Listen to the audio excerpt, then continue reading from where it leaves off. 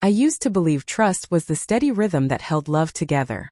Hannah and I had been together for 9 years, college sweethearts who had built a life from scratch into something warm, familiar, and dependable.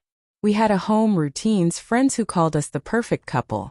If someone had told me I'd one day question her honesty with a single text, I would have laughed. That Thursday began like any other.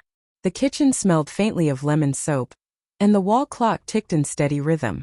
Hannah said she was heading over to Chloe's for a girls' night, movies, wine, laughter. I trusted her. Why wouldn't I? Yet as she grabbed her keys, she avoided my eyes. A flicker of something crossed her face. Hesitation, guilt, maybe, but it vanished before I could place it. By 9 p.m. I was on the couch scrolling through my phone when her text arrived. "Hey babe, we just started a movie.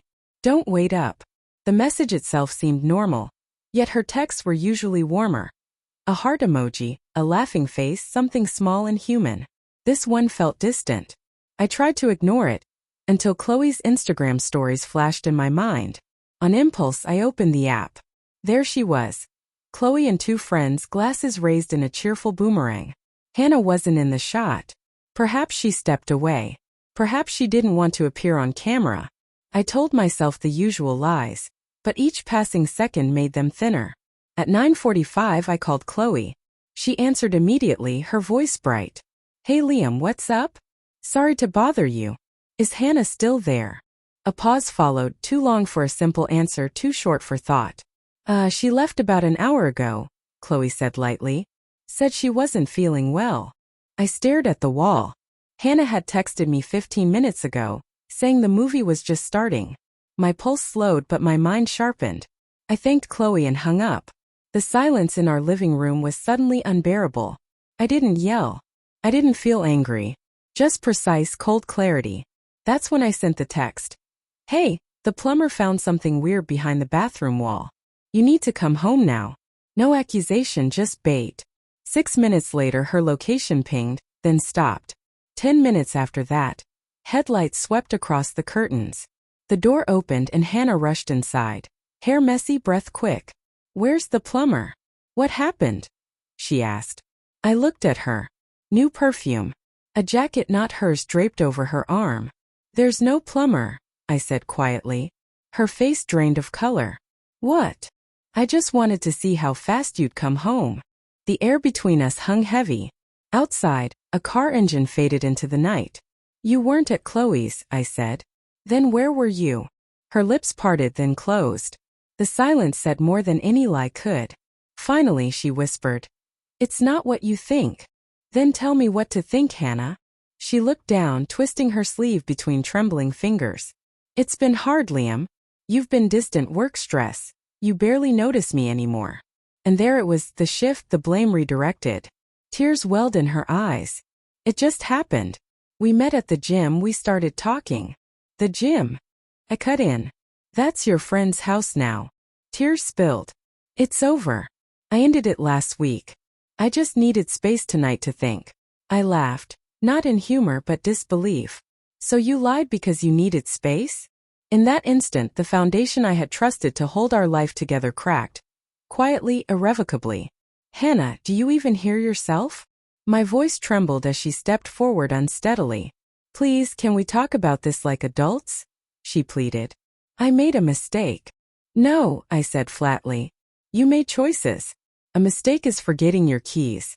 This," I gestured between us, "was deliberate." Her composure broke. "I didn't want to lose you," she sobbed.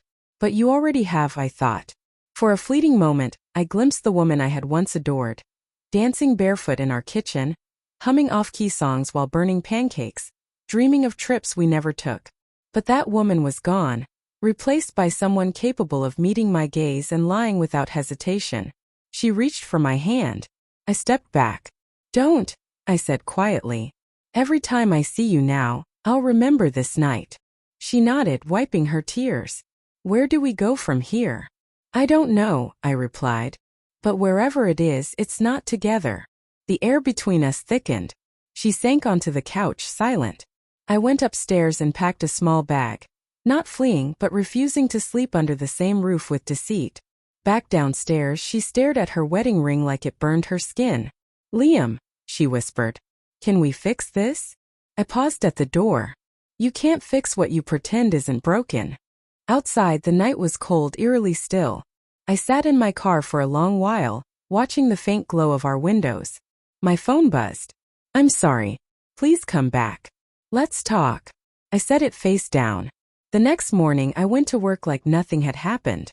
The office hummed with chatter and laughter. Inboxes overflowed. The world kept spinning.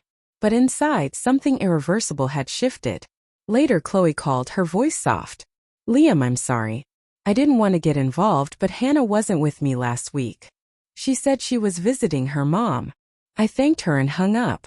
No anger remained, only a weary relief, the kind that comes when truth steps out of the shadows. That night, I opened my laptop and filed for separation. No speeches, no drama, just a calm final decision. A week later, when Hannah came to collect her things, she stood at the doorway, tears in her eyes. You really meant it, she whispered. I did, I said. You're ending this over a lie. I'm ending it because that lie told me everything I needed to know. She nodded, whispered goodbye, and closed the door. The silence that followed was different this time. Clean. Peaceful.